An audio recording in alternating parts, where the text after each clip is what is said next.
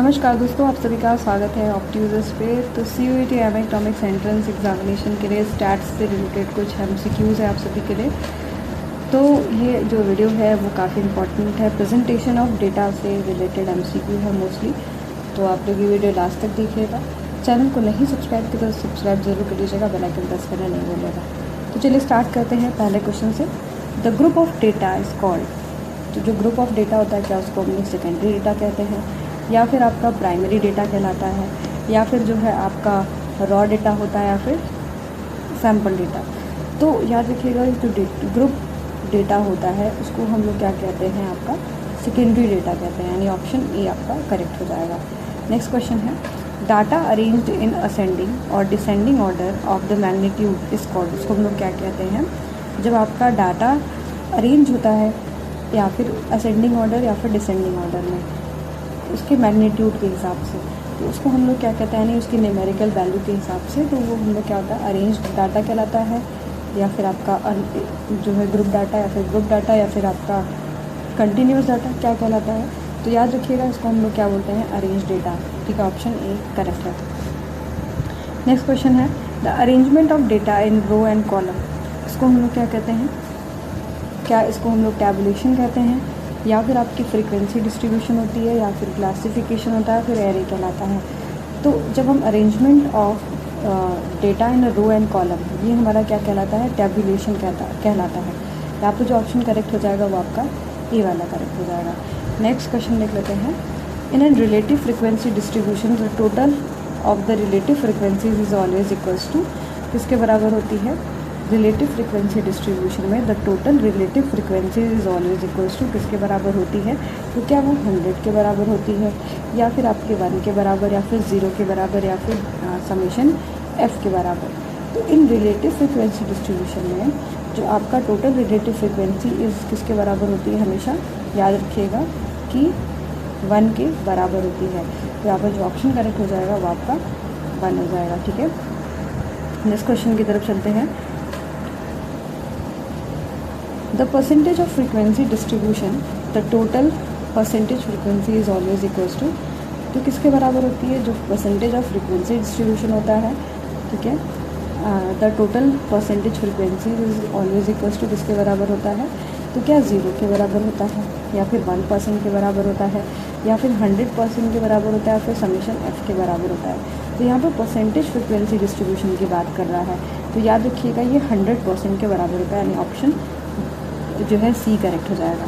Next question है, the class frequency divided by total number of observation is called. जो class frequency है by the, जो हम उसको डिवाइड कर देते हैं टोटल नंबर ऑफ ऑब्जर्वेशन से, तो ये हमारी कौन सी फ्रीक्वेंसी आती है, क्या ये हमारी रिलेटिव फ्रीक्वेंसी है, या फिर परसेंटेज फ्रीक्वेंसी, या फिर क्यूमुलेटिव फ्रीक्वेंसी, या फिर सिंपल फ्रीक्वेंसी।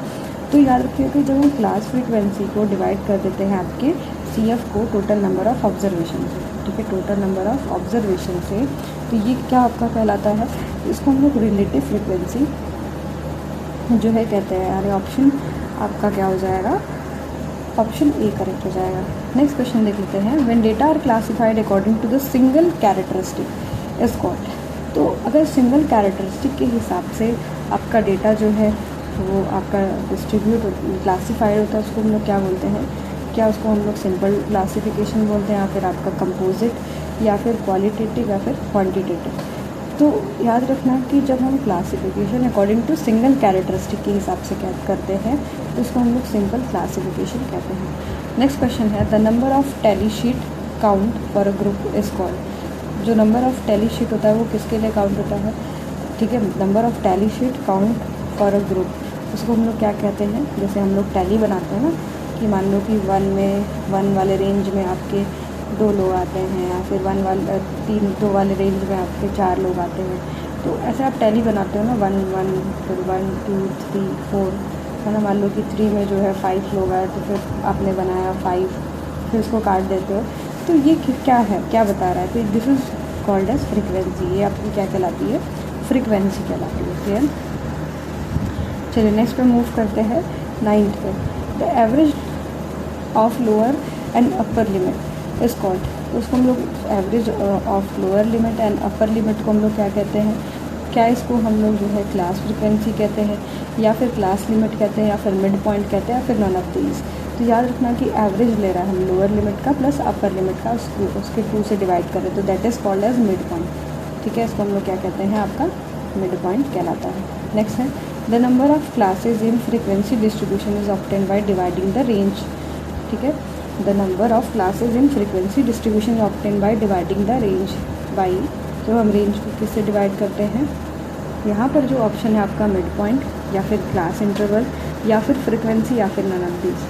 तो याद रखना कि ये जो क्या रहता है आपका क्लास इंटरवल क्या रहता है, ऑप्शन बी करेक्ट है।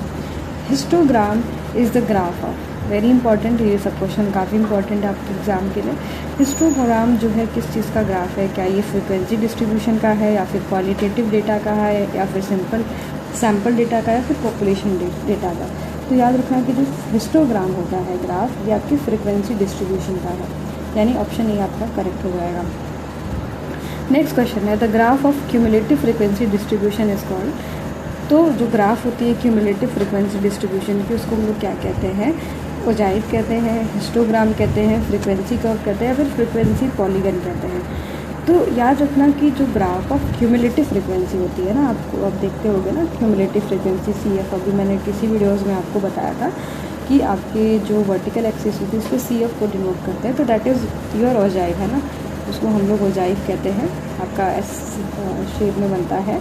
तो ये जो है आपका graph of cumulative frequency distribution क्या होता है, हमारा ओजाइव होता है, ऑप्शन जो ए है वो करेक्ट हो जाएगा।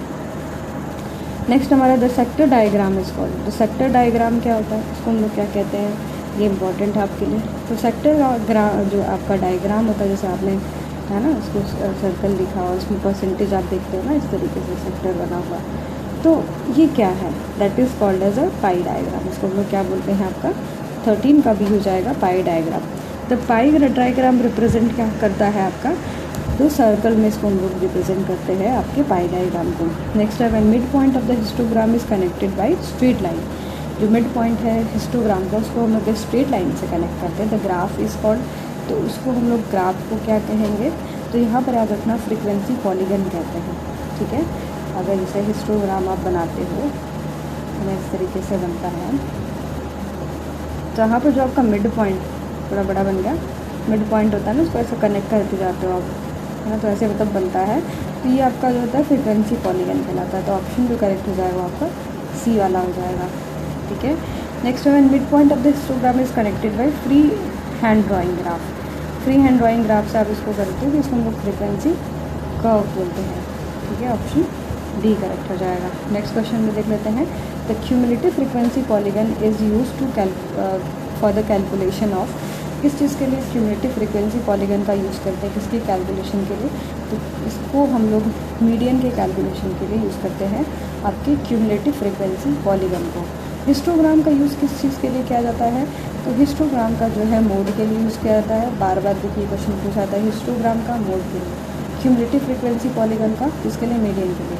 ठीक है, total number of sector angle in pi, ये तो ईजी है आपका, कितना आएगा, तो याद रखिएगा कि 360 डिग्री, ऑप्शन सी करेक्ट है। द फ्रीक्वेंसी पॉलीगन में ऑल्सो ड्रॉन ऑन, हम लोग फ्रीक्वेंसी पॉलीगन को किस पे ड्रॉ कर सकते हैं, तो याद रखना कि आपके हिस्टोग्राम पे ड्रॉ कर सकते हैं। तो ये कुछ 20 महत्वपूर्ण प्रश्न हैं, और भी ऐसे आपके क्वेश्चन मिलते रहेगा, तो जुड़े रहेगा, चैनल को सब्सक्राइब कर लीजिएगा, बेल आइकन प्रेस करना नहीं भूलिएगा।